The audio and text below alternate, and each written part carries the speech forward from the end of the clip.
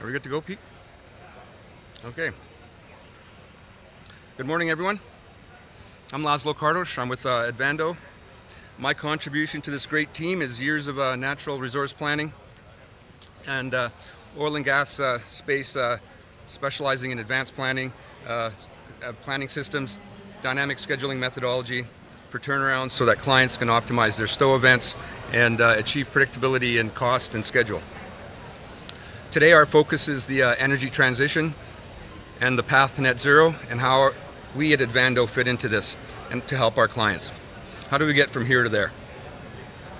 Ultimately, the point of this conversation is that we require a holistic approach that leverages systems thinking, empowers people, utilizes methodology excellence, and embraces cutting-edge technology. Next. Peter, slide.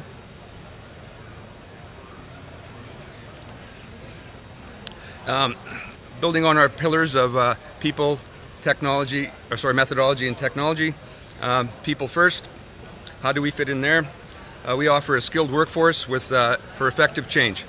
Our people-centric approach, combined with project controls expertise, ensures that we have a skilled personnel needed to implement changes effectively in your energy transition. We believe in continuous training and upskilling. We provide continuous training, upskilling, empowering our teams for seamless technology adaptation while fostering adaptability and innovation, contributing to cost savings. Next. Our methodology is deeply rooted in systems thinking, integrating project controls and turnaround expertise for a holistic approach to this energy transition and project delivery. We ensure a structured, risk-aware approach, transforming processes for cost efficiency while fostering strategic partnerships for mutual benefit and ensuring a well-managed transition. Our methodology guarantees a well-planned, smoothly executed transition, minimizing interruptions on the path to net zero. Next. We have a technology-focused approach, ensuring seamless integration with new planning and scheduling technologies, making a transition to net zero efficient and effective. We optimize across the technology landscape. We support monitoring, compliance with standards, and enable agile responses for the changing market dynamics, fostering adaptability and sustainability in your energy transition. Next. So, as we plan for success, how do we get from here to there? Well, we're very fond of a plan-to-plan approach, basically a templated set of tasks, deliverables, milestones, and peer reviews. These templates really form the basis of successful planning, scheduling, and execution. It's really a multi-phased approach. There's a term business plan, conceptual development, work development, getting more detailed as we go down the list, event pre-work, and execution. And then, of course, close out lessons learned, carrying that forward to future projects. Next. So, what is a schedule? You know, the basis of all this is a schedule. And what is that? It's really a crucial communication tool.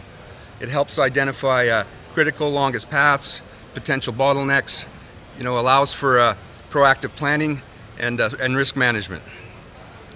A schedule provides a shared reference point for everyone, to track progress, to identify delays, and for dynamic adjustments that need to happen. The schedule is a roadmap, and it facilitates efficient communication. So you need the detail, and that's where our turnaround core and roots come in to help facilitate that. Next. So on the one of the things about schedules is that they're extremely dynamic. And this example here happens to be 5 recent turnarounds that I've been involved in, and I like to focus on 2020 as an example. 2020 had 32,000 activities in that schedule. 185 activities represented the longest path. Activities that had force criticality due to delays in let's say a vendor being delayed, or some other critical inspection window, something like that. Those activities brought the count up to about 1,000 activities, and if you included a generous 72 hours float, we were at about 2,000 activities. So you have less than 10% of your scope that is suitable for the traditional planning techniques and scheduling techniques such as critical path method. That other 90% requires a dynamic approach, and that is one of the things that Advando here is bringing to the table. Next. So really the point there is that activities on the longest path typically represent less than 1% of your schedule. Activities with a 72 hours float likely less than 10%. And so that critical path methodology and Monte Carlo simulation, which are very important, are not effective for scheduling most of the activities in a turnaround schedule.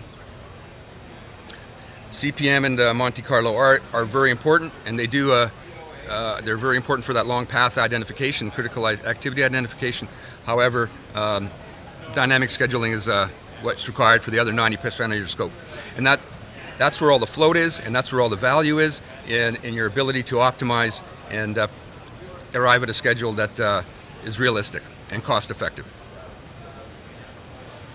So dynamic scheduling methodology, it provides a suite of very creative techniques that respect the dynamic nature of scheduling. Planning is left brain, it's very logical, rational, calculating, whereas scheduling is right brain. It's really artistic, creative, and dynamic. And your ultimate scheduler has a nice blend of both. But that's why the schedule is never actually created by a scheduler. It's created by a scheduling team, a team of planners, a team, the entire core. Everybody's contributing to create something that's realistic. The critical path via CPM is probably not the most likely to delay the project or your a turnaround in this case. And without Monte Carlo simulation, you really don't have a credible confidence in a completion date. So like a deterministic schedule by itself is not adequate. However, CPM and Monte Carlo are virtually of no value in scheduling a turnaround. Most of the activities in your turnaround, that 90% of that scope. And without going through a full course in DSM, really ultimately what that comes down to is float control. So these techniques and these realities about schedules actually scale up or roll up to project delivery as well on all scales. Most scope has lots of float, and you need a very dynamic approach on how to deal with that. So the key, in my opinion, to a successful transition to a zero future is, of course, there's going to be more projects to deliver all kind of deliverables.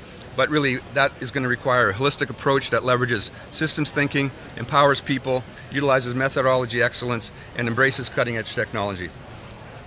At the core of this transition is the strategic integration of project controls, turnaround precision expertise, because a lot of projects don't go down to that level of precision, and that's what we're offering here. And of course, a dynamic scheduling method. These synergies ensure seamless execution to this energy transition, and that we can attain, all this will be attainable, and but also adaptive, cost-effective, resilient, enabling all of you to navigate the evolving energy landscape with confidence. Are there any questions on that?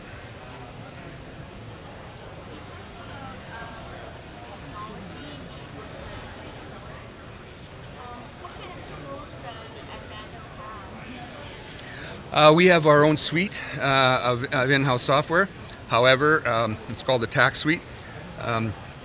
One aspect of that focuses on the key aspects of that is in the in-event communication cycle, delivering a zero delay in the communication, in that feedback loop.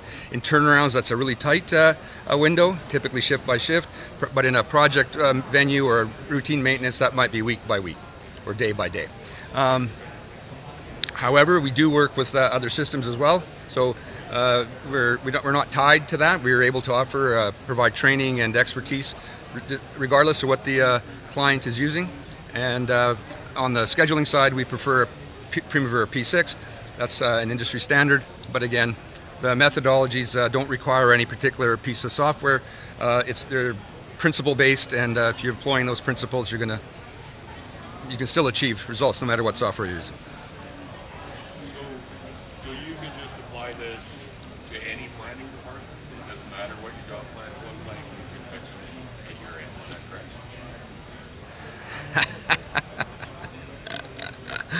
Yeah, we have an easy button. I'd like to sell you one of those. Well, again, there's principles to be followed, and if you can implement those, then we can help fix whatever you have. Yes, planning is very important, but it's not just diving into the details. I think you have to have that long-range plan where you have the business plan, the model for the next 2-3 years, identifying the deliverables along the way, so that people can stay focused as you go, and also within that those timelines and those deliverable milestones, enough time frame to do a good job. You need the gift of time. So it does sound to me like you're not working with just any plan. You need technical planners. We need technical planners, we need schedulers. They work together, hand in hand. So talking about execution and the drive to net zero, what type of impact on the net zero emissions and all the plans moving forward do you think late projects and late executions, things that are late, has, in your opinion? Well, cost overruns, long projects, everything, you're overrunning on all aspects of it, right? Everything from money to emissions to delays, and you're just dragging everything out. So an efficient delivery, tight time frame, and that's where my belief that a turnaround expertise and precision in planning, where we're much more accustomed to dealing with very tight time frames and minimizing overruns, even though many turnarounds do go long, but there's an opportunity to improve, right? Would you say, like, I don't know, what, 30, 40% maybe extra emissions added to a project that runs long on a turnaround? Would you say, like, would that be a fair number to apply? It doesn't sound unreasonable, yeah. But even in just that one area that I mentioned earlier in our software suite that focuses on the in-event communication cycle, in a 10-hour shift, 1 hour is 10%. So we're comfortable in saying that we can easily give likely 2 to 3 hours of supervision time back to the field, where they should be focusing, and that time, that gift of time back in the field rather than working on paperwork, delivers quality, safety, productivity, right? Anything else? Any other questions? So, delivering zero delay on the project actually saves time, money, Yes. processes. In what way do you think that North American clients count on understanding that it is possible to get a project finished with zero delay? Do they have the can-do mindset? Well, not all teams recognize that the schedule should be integrated, total integration. Everything from the operations folks, shutdown, the execution, startup, that should be one integrated schedule. And then to take that to another level, cost integration. So it's not just a set of activities that need to be done, but actually working hand in hand with your cost control people so that you're dynamic and proactive in your decision making as opposed to reactive. If you can make corrective course corrections in your event a couple of days early, that represents significant dollars, right?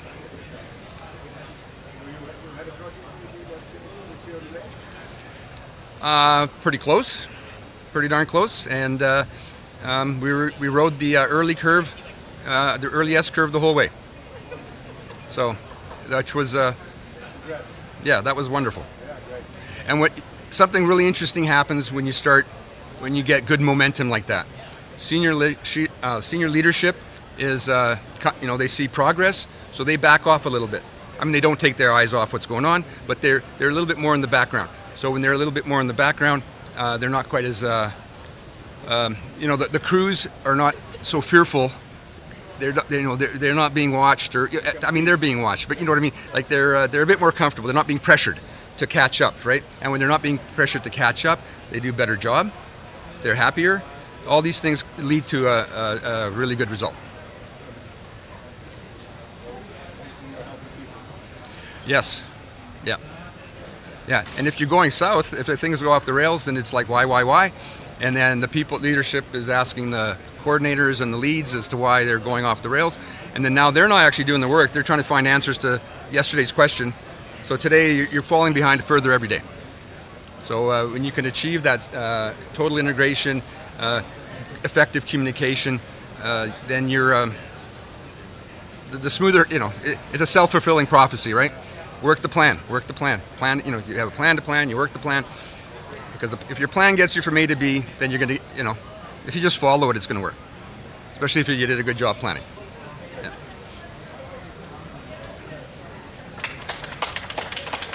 Thank you.